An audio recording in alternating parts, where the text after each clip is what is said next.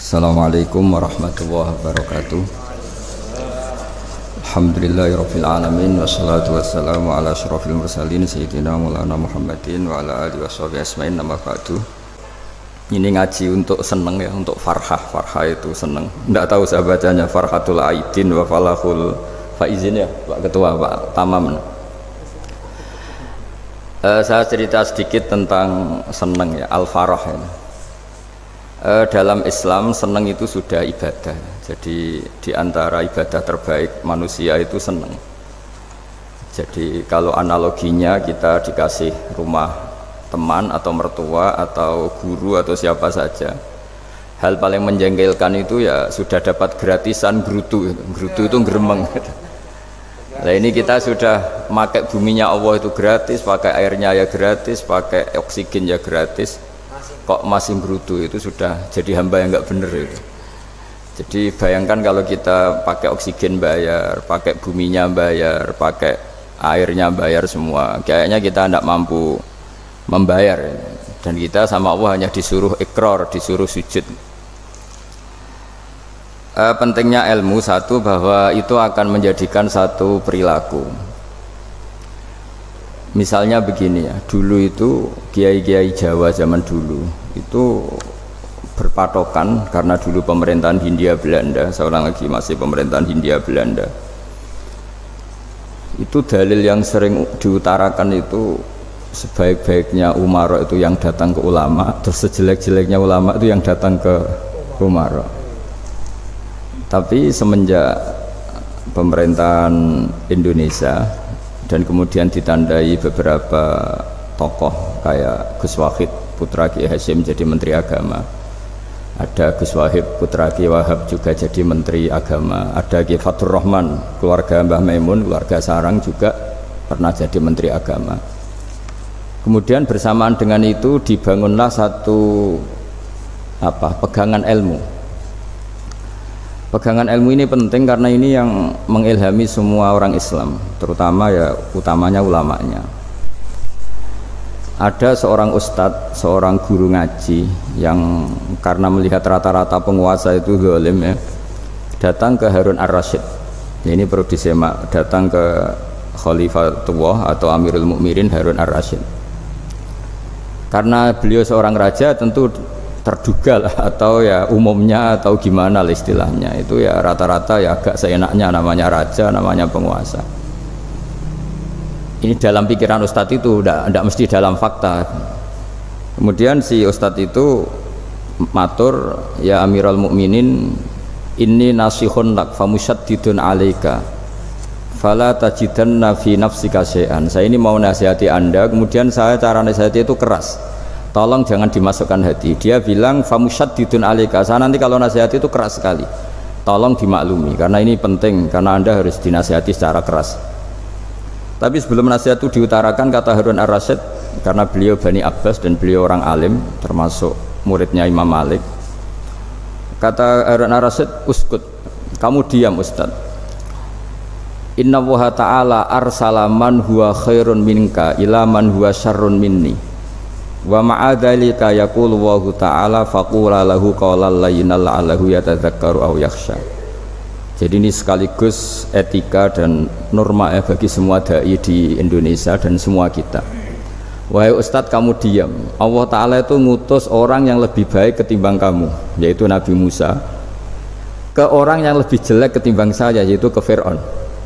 Itu saja harus pakai etika, faqula lahu qawlan layyinan, kamu harus ngomong yang halus ya. Jadi intinya ini Harun ar-Rasyid komplain, kamu itu kalau jadi ustadz ngaji kira-kira gitu.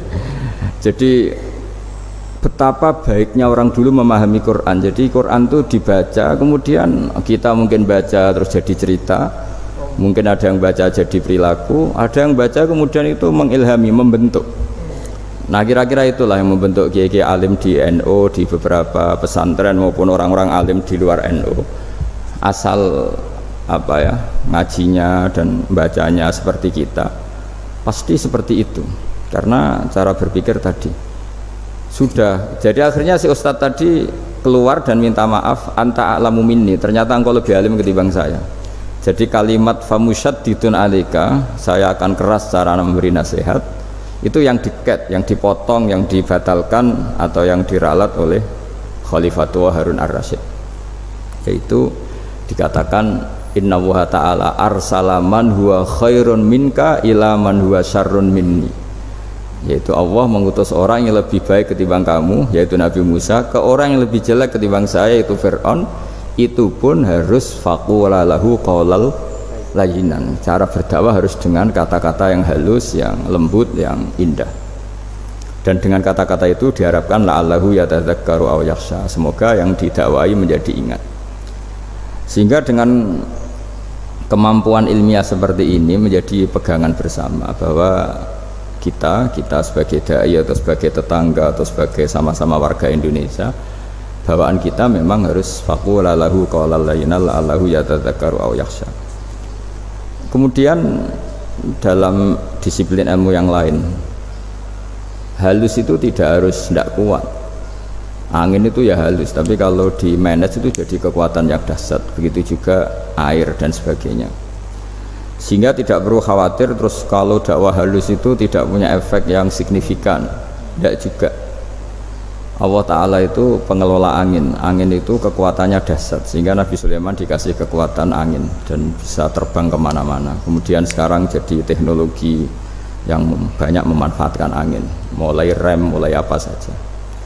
Sehingga dari cerita saya ini kemudian terus kiai-kiai itu membentuk dakwah termasuk di ekonomi dengan cara yang rileks.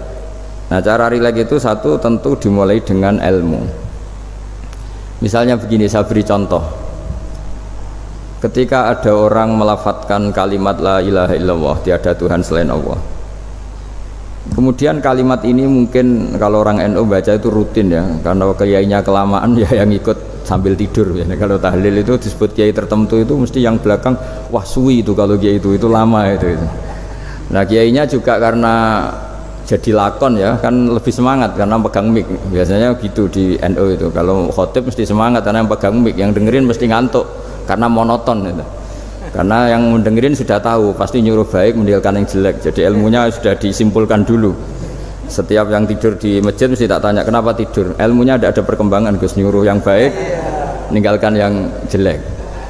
Tapi kalau ilmunya agak ada perubahan kan dengar semua pasti nyuruh yang jelek meninggalkan yang baik. Karena watak manusia itu agak-agak suka fitnah, itu suka geger. Tapi kalau monoton itu mesti enggak itu. Tapi yang menjadi pegangan kita, saya ulang lagi, itu ilmu dulu. Saya ulang lagi, itu ilmu dulu. Saya berkali-kali menyontohkan, kalau ada orang kafir, orang yang tidak bersyahadat 70 tahun, kemudian dia bersyahadat sekali saja di akhir hayatnya, itu kata Allah, qulil ladzina kafaru iyantahu yughfar lahum ma qad salaf.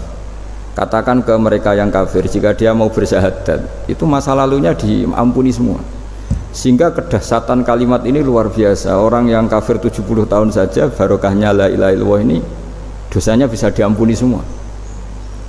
Nah, kemudian karena ilmu ini tidak begitu populer atau kurang dipopulerkan atau kita sendiri kurang menghayati, sehingga la ilaha illallah itu lebih dianalisis cara lafadz ini, pelafatannya ada sanadnya ndak ya gitu. Terus cara melafatkan bareng-bareng seperti itu ada tumpengan ini bid'ah enggak ya. Jadi pertanyaannya sudah tidak tentang keramatnya atau sakralnya atau fadilahnya la ilaha illallah, tapi sudah macam-macam.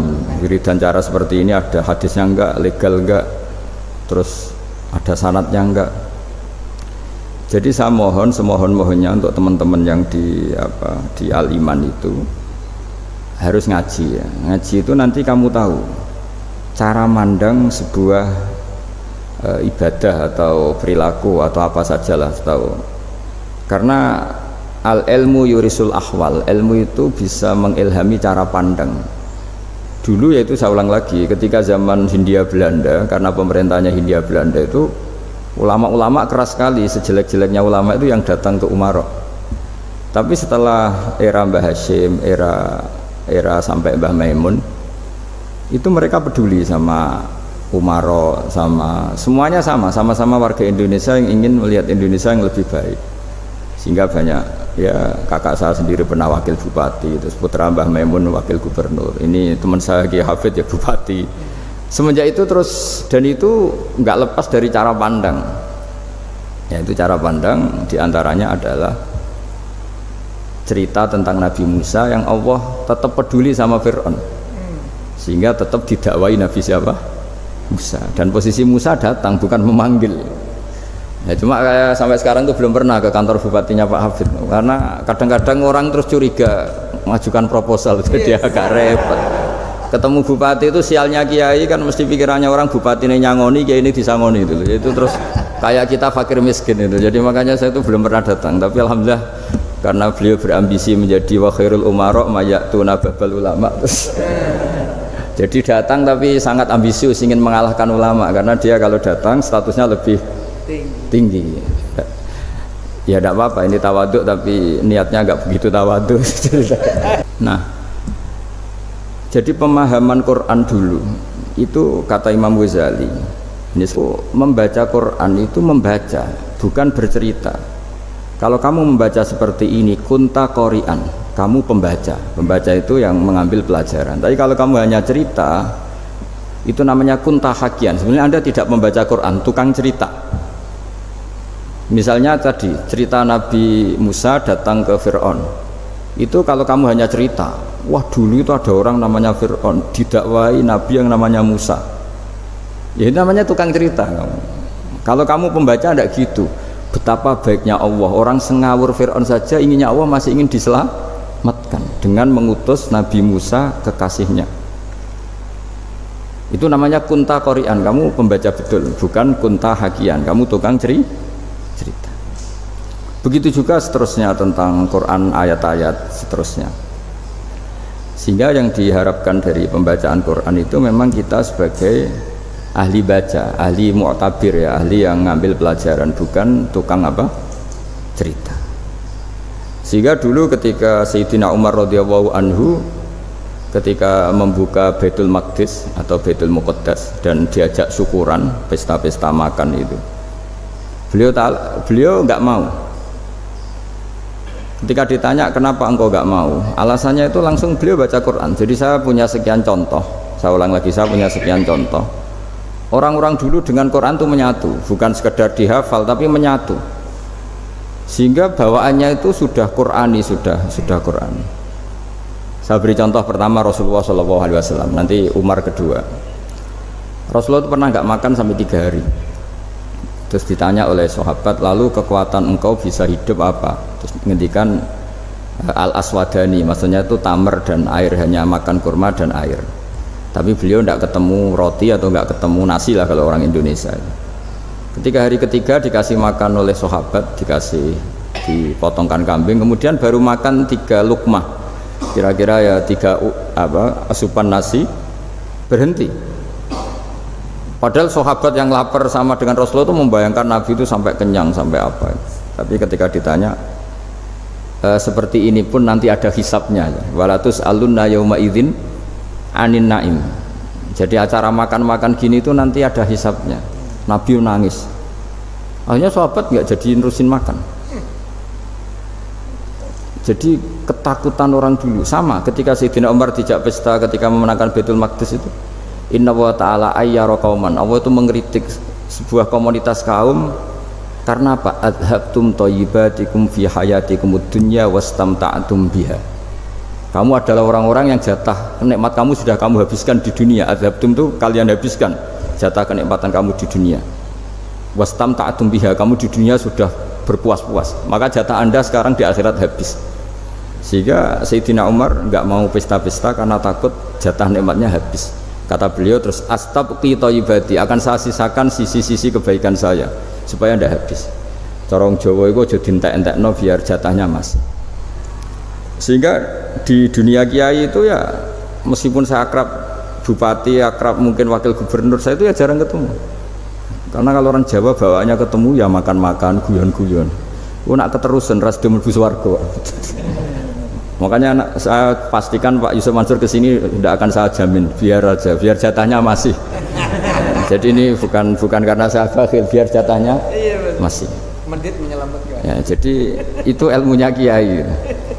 Nah, efek dari ilmu ini dahsyat. Kalau Anda berpikir tentang nasib Anda di akhirat, nanti bawaannya juga tidak akan mudah menyalahkan orang lain, tidak akan menghakimi orang lain karena sibuk dengan dirinya sendiri, tapi tidak dengan makna egois, tapi makna orang baik itu siapa? Orang yang sibuk dengan aib pada dirinya, dengan kekurangan pada dirinya, saking sibuknya mikir aibnya sendiri, tidak sempat mengoreksi aibnya orang lain. Itu awal ilmu. Ilmu itu tidak dimulai dari larangan. Kalau larangan karuan, tidak termasuk ahli surga orang yang suka mengadu domba, tidak termasuk orang baik yang cari kesalahan orang lain. Itu namanya pelarangan. Tapi ilmu itu di atas nahi, di atas pelarangan itu. Kamu punya kesadaran bahwa kamu itu yang penting selamat dulu, jangan memikirkan orang lain, dengan makna bukan egois tapi dengan makna supaya tidak menyalahkan apa orang lain. Nah, saya termasuk ya boleh dikatakan kiai lah yang paling fanatik bahwa semuanya itu harus dimulai dari ilmu. Ya, saya ulang lagi, dimulai dari ilmu. Nah, dari sini kemudian saya berharap Indonesia menjadi damai, menjadi baik. Itu bukan karena kita baik-baik banget, ya tidak mungkin kita ada nabi, tapi karena sudah sibuk dengan memikirkan kesalahan diri sendiri. Sehingga misalnya kita baca Quran, Rabbana dzalamna anfusana, lalu kita langsung ingat betapa hubungan kita dengan Allah itu harus ikrar dulu, merasa zalim dulu, merasa salah dulu. Nah, kalau semua orang merasa salah di depan Allah itu mesti bawaannya nggak mudah menyalahkan orang lain, karena kita bilang Rabbana dzalamna anfusana. Nah, itulah ilmu-ilmu yang mungkin banyak pembaca Quran tapi hanya baca, atau kalau baca ini tok disebut al-haqi, ahli cerita. Yang dibutuhkan tuh al-qari, pembaca kemudian mu'tabir, kemudian mau beriktibar, seperti yang dilakukan tadi Harun ar-Rasyid tadi. Inna wa ta'ala arsala man huwa khairun minka ila man huwa syarrun minni wa ma'adzalika yaqulu wa ta'ala faqula lahu qaulal layyin. Ini kamu tidak usah memaksakan musyaddid keras sama saya, karena Allah Ta'ala telah mengutus orang lebih baik ketimbang kamu, yaitu Nabi Musa, ke orang yang lebih jelek ketimbang saya, yaitu Fir'aun. Itu saja harus beretika. Faqula lahu qawlal layyinal la'allahu yatadzakkaru aw yakhsha. Dan alhamdulillah bawaan kita sebagai orang timur atau orang Jawa itu kalau mau ngandani orang itu halus sekali. Di antara bentuk kehalusan kata-kata diceritakan di ayat lain. Ketika Nabi Musa ketemu Fir'aun itu Nabi Musa disuruh ngendikan sama Fir'aun, apakah kamu mau saya nasihati? Fakul halaka ila antazakka. Halaka itu pilihan, hal itu istifham, laka itu otoritatif. Jadi betapa santonya kalimat itu, fakul halaka ila antazakka. Jadi kalau dimaknani model Pak Hafid, model saya ngaji di sarang itu, halaka onoto iku kedue siro, berhak bagi kamu, berhak bagi anda, apakah anda berhak loh mendapat nasihat supaya anda jadi orang yang lebih baik. Halaka ila antazakka. Jadi tidak kalimat perintah tapi kalimat pilihan. Apa engkau mau saya beri nasihat? Wahdiyaka ila rabbika fatakhsha. Dan saya beritahu kamu tentang Tuhan dan kemudian kamu menjadi orang yang baik, fatakhsha, orang yang punya khasyah, punya. Jadi kayak apa kalimatnya itu? Nopo jenengan kerso. Itu kalau orang Jogja, orang-orang daerah-daerah yang pada nyuguhi tamu itu kan, ayo makan-makan. Itu kan kayak tamunya itu kelaparan. Masa Pak Yusuf Mansur kelaparan? Tidak mungkin kan. Masa Ustaz terkenal kelaparan kan tidak mungkin itu. Monggo nopo jenengan ngersakno. Karena bisa saja tamunya itu tidak kerso, mungkin karena darah tinggi, mungkin karena takut dianggap fakir miskin, macam-macam kan orang enggak. Itu kalimatnya itu halaka ila antazakka. Kayak apa indahnya dakwah. Halaka ila antazakka itu ada kata laka itu ya terserah jenengan mau enggak. Wa ahdiyaka ila rabbika fatakhsha. Nah, itu yang disebut membaca. Kunta qori'an la hakian, Anda benar-benar membaca Quran, bukan sekadar pencerita. Saya itu kalau ngaji ditentukan tema itu, ini memang saya agak keras di bab ini. Itu kayak ibarat gini loh, saya ini dokter, kemudian ada orang yang sakitnya itu jantung, terus bilang ke saya, Pak dokter sembuhkan kukul saya. Wong penyakit ekstrimnya itu jantung, kok bila disembuhkan apa? Kukul. Kan gak penting, sembuh tidak sembuh, pukul itu kan gak penting, jerawat itu. Kiai itu tahu kesalahan paling fatal manusia itu akidah. Tapi kadang-kadang mintanya ilmu yang tidak akidah, yang gak penting. Jadi kadang-kadang kiai itu ya digurui betul kalau di Indonesia itu. Misalnya ini tidak nyindir loh, memang marah betul kalau di bab-bab seperti ini. Tapi ini biar jadi ilmu masif, ilmu yang general. Saya ulang lagi ya, Anda jadi dokter, tahu pasien Anda ini penyakit jantung kronis atau sudah fatal lah sudah. Terus orang itu bilang, Pak Yai, itu Pak dokter, tolong obati kulit saya supaya tidak jerawatan. Kamu bilang ini orang aneh enggak? Aneh kan? Nah, kiai juga gitu. Saya sering itu ada orang mau haji gitu, Gus doain saya jadi haji mabrur. Pernah belajar haji Pak? Dereng. Mungkin enggak orang belum belajar nyupir terus kemudian minta didoain, Gus saya mau nyupir doain selamat. Mau nyupir aja enggak bisa kok minta doa selamat. Harusnya urutannya kan belajar dulu baru minta doa. Tapi kali ini aliman bener ngajaknya akidah dulu, ahli sunnah kan. Nah itu bener karena akidah itu hal yang prinsip memang harus. Kalau kebetulan nggak bener tak revisi betul. Untungnya kok temanya bener. Jadi saya mohon ke seluruh orang-orang yang mau ngaji ke kiai itu tema itu biar yang milih kiai supaya tahu prioritas yang harus benahin. Jangan tema yang kita yang milih, jangan-jangan tema yang kita pilih itu tidak mendesak atau tidak penting. Ini bukan apa-apa, ini saking ingin baik saya ya, keinginan baik saya supaya dulu zaman sahabat ya gitu. Kalau ada pertanyaan salah sama Nabi dibenerin, cuma Nabi terlalu bijak, cara benerin tuh enak. Kalau saya karena tidak Nabi saja ya agak-agak kasar kan, kalau tidak Nabi tidak wajib bener terus. Yang wajib bener terus itu Nabi. Saya beri contoh ya. Nabi itu ngendikan tentang kiamat. Kiamat itu dahsyat, mengerikan gini-gini. Kalau pikirannya orang kampung itu begini, Nabi ini aneh. Cerita kiamat dahsyat tapi nggak ada tanggalnya, ada tahunnya. Harusnya ada dong biar kita bisa persiapan. Sehingga Nabi disomasi di tengah-tengah khutbah itu, ya Rasulullah mata sa'ah. Nah, karena ini orang Bedui, Nabi nggak dengerin, maju ulang lagi. Mata sa'ah ya Rasulullah. Ketika Nabi mengabaikan itu ada dua kelompok sahabat, yang satu bilang lam yasma, Nabi tidak dengar sehingga mengabaikan. Yang kedua bilang sami'a wa kariha, Nabi sebenarnya mendengar tapi tidak berkenan. Tapi diulang lagi ketiganya, ya Rasulullah mata sa'ah. Akhirnya Nabi jawab, mau tidak mau, karena kalau enggak ya dia, namanya orang Bedui ngomong terus. Nabi balik tanya, ya karena cara berpikir dia kalau kiamat itu jelas kapannya kan bisa persiapan itu. Paling enggak pas mau kiamat terus pas ngaji Quran apa kan bisa persiapan itu.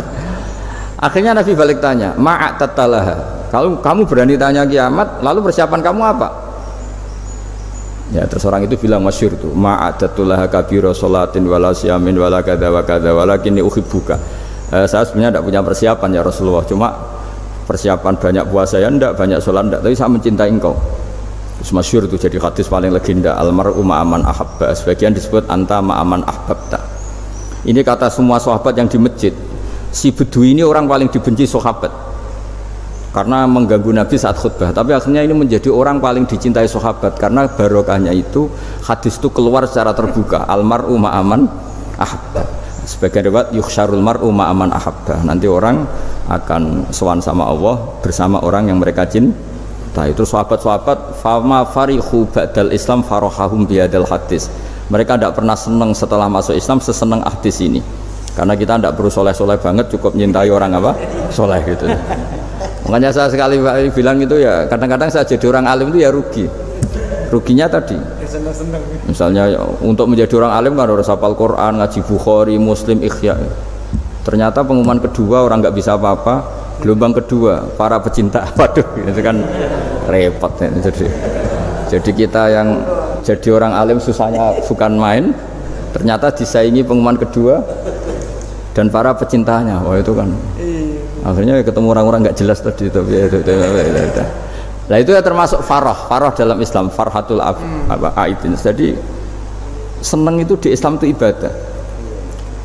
Ya kul bi fadlillah wa bi rahmati fa bidzalika falyafrahu. Seneng itu diperintahkan Allah. Saya itu sering di kamar, kadang itu nyun sewu kayak gatelan gitu, apa itu. Ya agak kukur-kukur terus merengut saja malu. Malu saya itu dilihat Allah kok kayak agak ridho itu malu. Ya kayak tadi lah, kamu dikasih rumah gratis, kemudian pas yang ngasih datang kamu kelihatan cemberut, itu yang ngasih kan mangkel.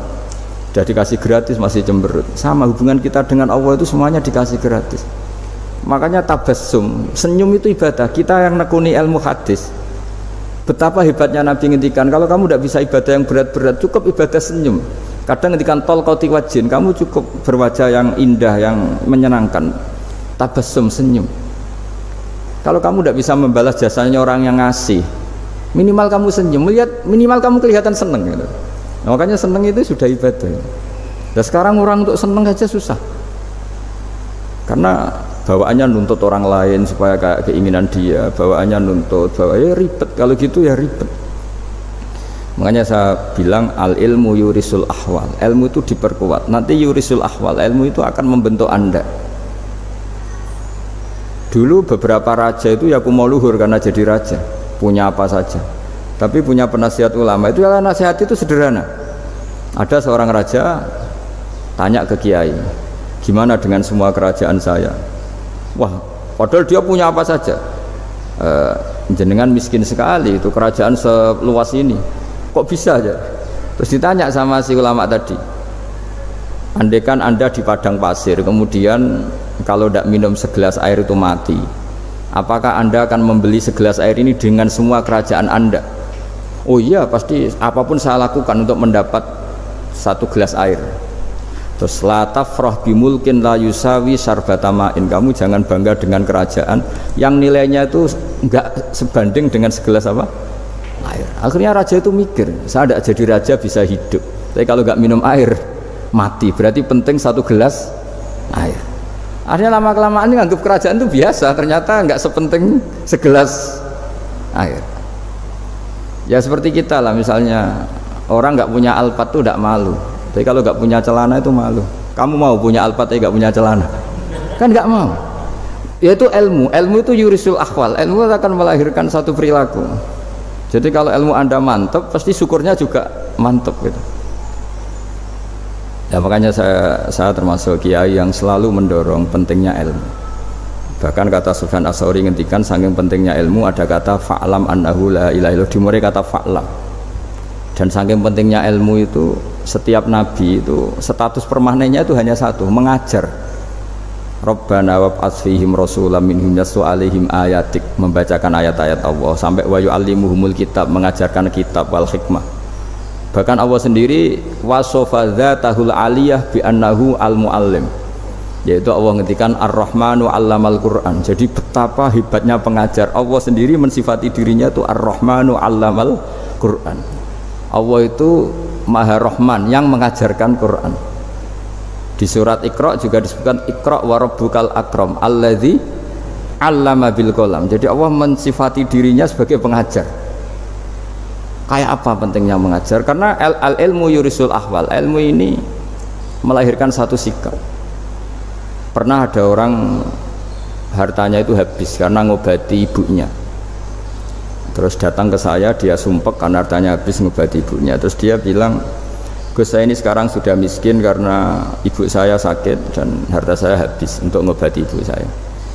Terus tak guyoni sama saya, kon kepen pinter apa kepen goblok? Kepen pinter Gus, ingin pinter apa ingin goblok? Katanya ingin pinter. Kalau ingin pinter bahasanya jangan gitu, harta kamu itu masih di akhirat karena habis untuk ngobati ibu. Bayangkan kalau habis untuk maksiat itu habis betul. Terus dia mulai syukur, alhamdulillah Gus, harta saya habis secara heroik karena untuk mengobati apa ibu.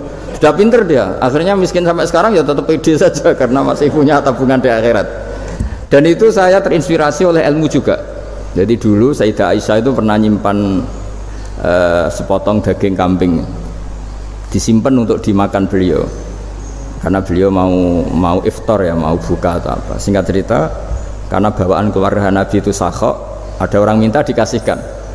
Suatu saat akhirnya kan habis. Terus Nabi tanya, yang daging tadi di mana? Habis. Terus Nabi cara menjelaskan tuh indah sekali. Harta kamu itu baju yang kamu pakai nanti ya rusak, yang kamu makan nanti ya ke WC. Wa tasaddaqta fa abqaita. Memang di semua riwayat itu pakai dhamir mukhatab mudzakkar, meskipun asal usul riwayat itu untuk Sayyidah Aisyah. karena untuk umum. Yang kamu sodakohkan tuh yang masih, kamu jangan bilang kamu sodakohkan tuh yang habis, yang kamu sodakohkan tuh yang masih.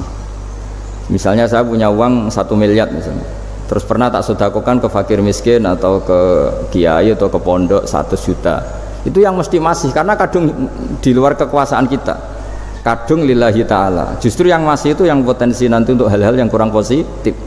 Semenjak itu orang sedekah itu begitu entengnya, karena itu yang masih. Ya tapi tentu syaratnya yang tepat ya. Saya sekarang sering kampanye sedekah tepat, karena misalnya sering saya itu didatangi orang kaya, ke saya ini punya uang banyak, ingin punya masjid biar dipakai orang Jumatan. Terus saya bilang, kamu ingin jadi orang baik betul apa baik versi Anda? Baik betul Gus. Tak ajarin mau, gak tersinggung, mau Gus. Kalau Anda bikin masjid di kampung Anda, masjid terbaik di dunia sekalipun, yang bingung saya ahli fikih. Kok bisa Gus? Kan terjadi 2 Jumatan, nanti sahnya yang mana? Kamu enak aja bikin masjid kan? Kamu bikin masalah baru bagi kiai fikih di daerah kamu. Belum nanti orang terus migrasi ke masjid Anda karena lebih baik, koriknya lebih baik. Kamu membunuh masjid yang lebih tua, itu nggak sopan sekali, masjid itu sudah lebih tua kamu. Akhirnya mikir, nggak usah Gus kalau gitu, sedekah apa saja, yang penting perintah jenengan gimana. Ya sudah.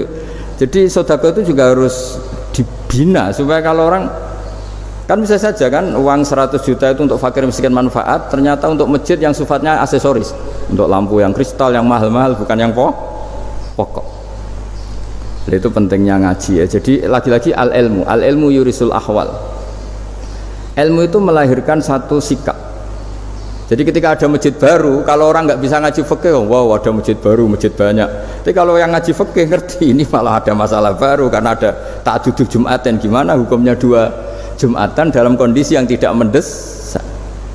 Makanya sekarang saya baru kampanye itu. Dulu itu kalau ada masjid banyak itu kan faktornya beda ormas, beda pemahaman atau agak jauh, masih hukum sosial atau bawaan kondisi. Misalnya di dekat UGM itu ada masjid kampung pertama, bawaan masjid karena ada kantor besar, atau bawaan ada pabrik besar, atau ada sekolahan besar. Tapi sekarang itu ada pertanyaan baru, ada masjid baru karena ada orang kaya ingin bikin masjid. Itu gimana itu hukum? Nah, tapi kalau orang nggak nekuni fikih itu ya langsung wah bagus untuk bangun masjid. Bagus piye kene sing kangelan memfikihkan tadi. Nah itu ilmu. Jadi kalau yang tidak nekuni fikih itu ya tidak tersiksa, tapi yang nekuni fikih itu pasti tersiksa karena seperti itu tadi. Ya jadi saya mohon di antara cara kita dakwah secara damai itu dimulai dari Rabbana zalamna anfusana, itu dipakai Nabi, di redaksinya diganti dengan makna supaya kita per individu matur Allah apa ini zulam tu nafsi zulman kabiron katsiran. Nah bawaannya orang mengaku zalim, mengaku salah itu kan sudah tidak sempat mikir salahnya orang apa lain, dan dari sini kemudian dia jadi orang yang tawadhu, yang ubudiyah, yang macam-macam, sehingga Nabi ini bukan dianggap ya, pasti penjelas terbaik. Terus Allah meredaksikan wa ma tuqaddimu li anfusikum min khairin tajiduhu indallah, apa saja kebaikan yang kamu sudah berikan untuk Allah sampai akhirat itu ya pasti kamu temukan di akhirat. Terus yang terakhir saya beri contoh orang peminta-minta, sa'il. Itu Sayyid Ali Zainal Abidin, kalau ada orang minta-minta terus dikasih, misalnya dikasih ya 100.000 atau 50.000 atau 10.000 sesuai kemampuan yang memberi, itu marhaban biman hamala zadi ilal akhirah, saya terima kasih ya, gara-gara kamu minta uang saya jelas sudah sampai akhirat. Coba kalau di rumah bisa saja untuk hal yang tidak positif. Jadi bawaannya itu cara pandang itu rubah. Jadi sebenarnya kalau kita ngasih uang di masjid, ngasih kiai atau ngasih fakir miskin, ya uang itu yang masih, bukan yang habis. Yaitu watasoddaqta fa'abqaita, yang kamu berikan itu hakikatnya yang masih. Karena sudah ada kamu otak-atik lagi, makanya disebut wakaf. Sebenarnya wakaf itu dulu secara makna lughat, saya ulangi secara lughat, maknanya itu sudah berhenti. Wakfun maknanya berhenti. Nah sedekah itu dari kata sedekah maknanya benar. Orang yang sering sedekah berarti imannya benar. Orang yang uang sudah diberikan berarti dia sudah terputus, wakaf berhenti dari hubungannya dengan dia. Sudah dikasihkan berarti selesai. Sehingga wakaf dan sedekah itu sebenarnya maknanya saling melengkapi. Kemudian orang-orang fikih karena ada disiplin ilmu tertentu, wakaf itu untuk sedekah yang permanen, yang abadi, kemudian sedekah untuk infak. Tapi itu kan hanya istilah-istilah dalam disiplin ilmu. Sebetulnya kalau pakai ilmu yang umum, sedekah ya bisa disebut wakaf, wakaf ya bisa disebut apa? Sedekah. Karena maknanya sedekah itu wakaf. Wakaf itu apa? Qat'u raqabatil malik an hadal mal atau an malih. Hubungan pemilik harta ini terputus dari harta itu. Jadi misalnya saya sudah wakaf tanah ini ke masjid, sudah diterima, buat saya kepikiran gadekan atau menjual sudah tidak bisa, sudah berhenti di situ saja hubungan saya dengan kepemilikan harta itu. Makanya disebut apa? Wakaf. Dan kalau saya wakaf berarti menunjukkan kebenaran iman saya karena sudah menafkahkan sebagian harta untuk Allah Ta'ala. Disebut sodik, sodak. Makanya bahasa Arab itu gampang ya, kalau sodal qaf, sodako. Orang kalau bayar mahar disebut sodak karena menunjukkan cintanya. Teman yang setia disebut sodik karena ya benar dalam berteman. Abu Bakar disebut as-siddiq karena sangat membenarkan kanjeng Nabi, dan seterusnya dan seterusnya. Ya, jadi semoga ayat tadi, dan saya mohon maaf karena ya memang saya kalau ngaji ya alami seperti ini, tapi insya Allah barokahnya alami itu menjadi ikhlas, tidak tasonnuk, tidak riak, tidak tebar pesona kalau dalam bahasa itu. Yang jelas saya inginlah bahwa ayat yang saya baca tadi benar-benar jadi pegangan bersama. Faqula lahu qawlan layyinan la'allahu yatadzakkaru aw yakhsha. Saya mohon maaf. Assalamualaikum warahmatullahi wabarakatuh.